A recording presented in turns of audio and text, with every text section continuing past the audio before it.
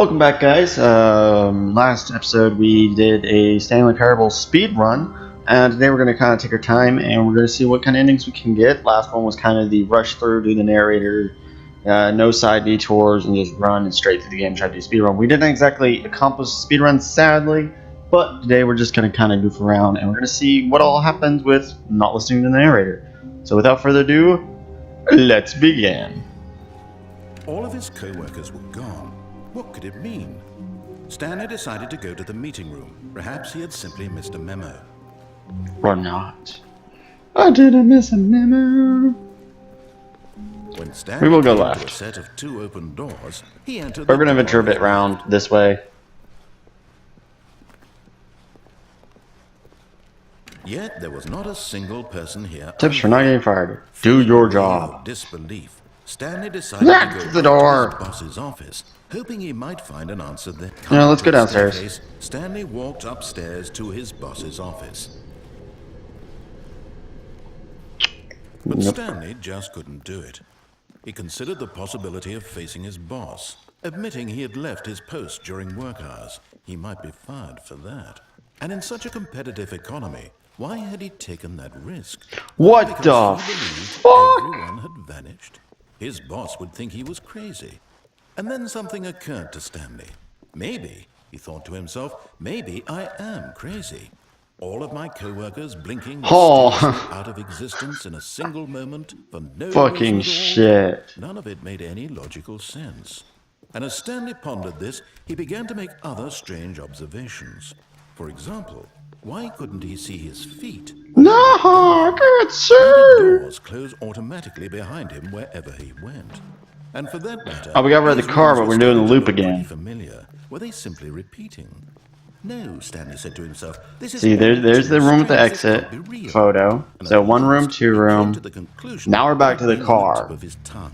He just What couldn't the find the words for it. Fuck. I'm dreaming. And now it's fucking doing it again. This is all a dream.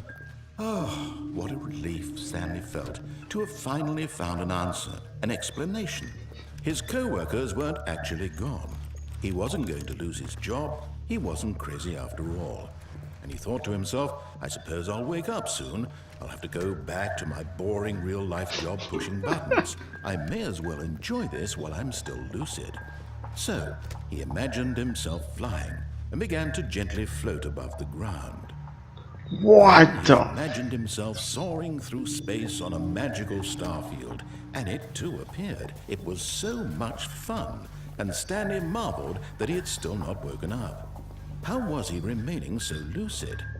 And then perhaps the strangest question of them all entered Stanley's head. One he was amazed he hadn't asked himself sooner. What the Why fuck was is that? there a voice in my head dictating everything that I'm doing and thinking? Now the voice was describing itself being considered by Stanley, who found it particularly strange. I'm dreaming about a voice describing me, thinking about how it's describing my thoughts, he thought.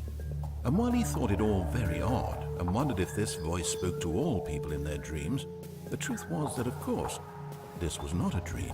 He was crazy. Was Stanley simply deceiving himself, believing that if he's asleep, he doesn't have to take responsibility for himself? Stanley is as awake right now as he's ever been in his life. Now, hearing the voice speak these words was quite a shock to Stanley. After all, he knew for certain, beyond a doubt, that this was in fact a dream. Did the voice not see him float and make the magical stars just a moment ago? How else would the voice explain all that?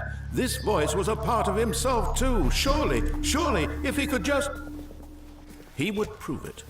He would prove that he was in control, that this was a dream. So he closed his eyes gently, and he invited himself to wake up.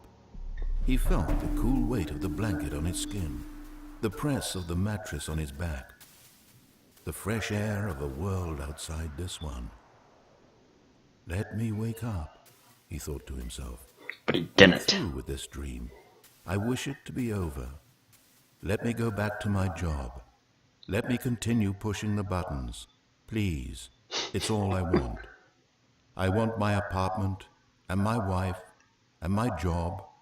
All I want is my life exactly the way it's always been. My life is normal. I am normal. Everything will be fine. I am okay. Sweet. Then let's go back. I got. Nope. We're still in this Stanley fucking. began screaming. Please, someone wake me up. My name is Stanley. I have a boss. I have an office. I am real. Please, just someone tell me I am real. I must be real. Oh, the colors are changing. Hear my voice. Who am I? Who am I? And everything went black. Oh. This is the story of a woman named Mariella. What? Mariella woke up on a day like any other.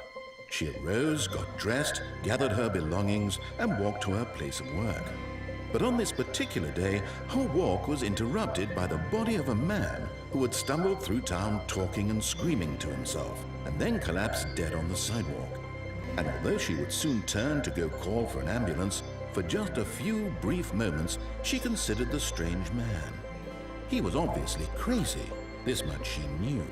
Everyone knows what crazy people look like. And in that moment, she thought to herself how lucky she was to be normal. I am sane. I am in control of my mind. I know what is real and what isn't. It was comforting to think this, and in a certain way, seeing this man made her feel better.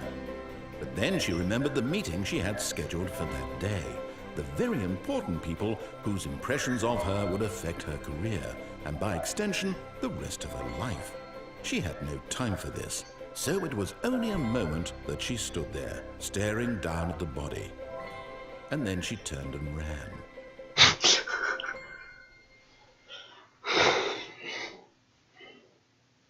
The end is never the end. The end is loading night. And we're repeating. Okay, so that's kind of like the sad ending, I guess you'd say. Like, not the best, but like kind of the sad, not the happy. The happy was the speedrun we did yesterday. This one was more of I'm gonna go punch up here a little bit. As that maybe this is all in his head and that he is maybe crazy. But there's also the mind control. It's pretty much the idea that he was crazy, but also that he might have been under the influence of mind control, and he started realizing who he was. And yet, the idea of him continuously walking through things was him just walking down the road. But to him, he was in the office and really wasn't in the office, was just walking around. But mind control people, narrator and Suze, pretty much flipped a kill switch and killed him. Which then they start narrating her life, so it makes it pretty much she is one of them also. So that's kind of the idea on that. That's my impressions of it. I really don't know per se if that's true or not. It might be, it might not be, who knows. So that is a possibility. That's my reading of it, because the speedrun was more of him running through and clicking out, I guess you'd say, for turning it off, but it was more of him being more brainwashed into where his mind was free, but he wasn't. And they just led him to believe that he was free. That's kind of the thing I get. Stanley Parable is kind of a mystery game. You got to play around with it yourself. It is on Steam. I believe it also is on the internet for free. You probably find it somewhere for free. But I have it on Steam, so it was really good. Really not that long of a game, theoretically, because I just finished it again. That's the third time now. There are, I believe, 7 endings. So there's just more to the mystery, more to find out. So keep an eye out for that. I might do another video on it, I might not, because that was the sad ending and I did the happy ending. I really didn't do any answering endings. I might do one of those after I look up some information how to exactly get those, because I don't know. But that's if you follow the narrator, and that's if you go downstairs instead. There you can go right and it completely changes over and over. But hopefully you guys enjoyed that video. I know that was absolutely pretty fun for me. And I love it. So I will see you guys in the next episode. Later.